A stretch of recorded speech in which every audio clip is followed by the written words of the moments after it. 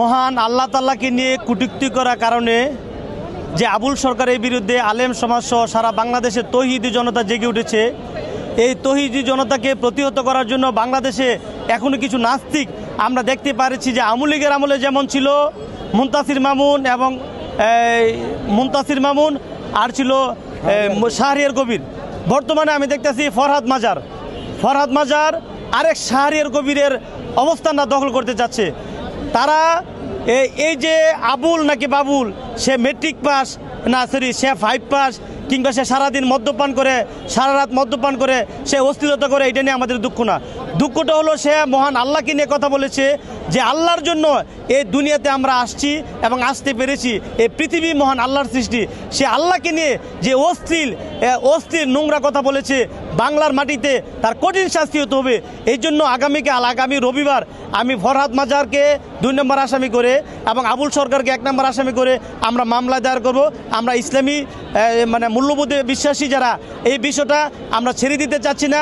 আমরা বাংলাদেশে এখনও নাস্তিক কিংবা সেকুলারিস্টদের আস্ফালন দেখতে পাচ্ছি, কাজেই তাদের আস্ফালন যেহেতু এখনও বন্ধ হয়নি, আমরা তৌহিদের জন্য ইসলামপন্থী যারা আছি, আজকে মহান আল্লাহকে নিয়ে কটূক্তি করেছে, সারা বাংলাদেশের মানুষ তো তার প্রতিবাদ করা উচিত।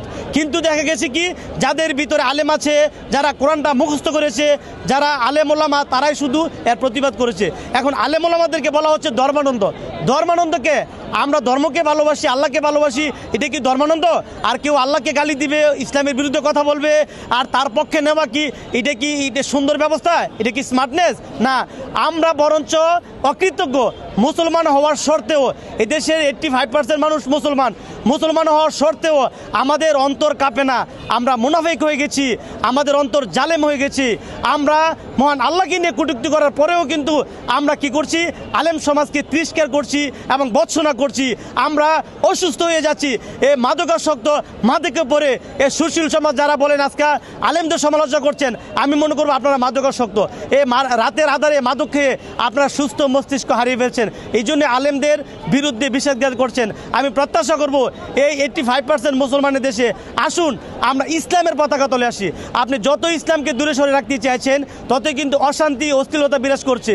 আর যদি ইসলামকে আমরা আগলে ধরি, দেশে শান্তি আসবে, মানুষ ভালো থাকবে। তা কাজেই সকলে মিলে আসুন আমরা ইসলামের পতাকা তলে আসি। এবং এই ফরহাদ মাজার সহ, এবং এখনও আমরা ফাইনালি করি নেই, এমন মিনিমাম 4-5 জনকে দিয়ে আমরা এই ইসলামের আমাদের এই ধর্মীয় অনুভূতিতে আঘাত দেওয়ার কারণে আমরা এটা সাইবার মামলা করার প্রস্তুতি নিচ্ছি।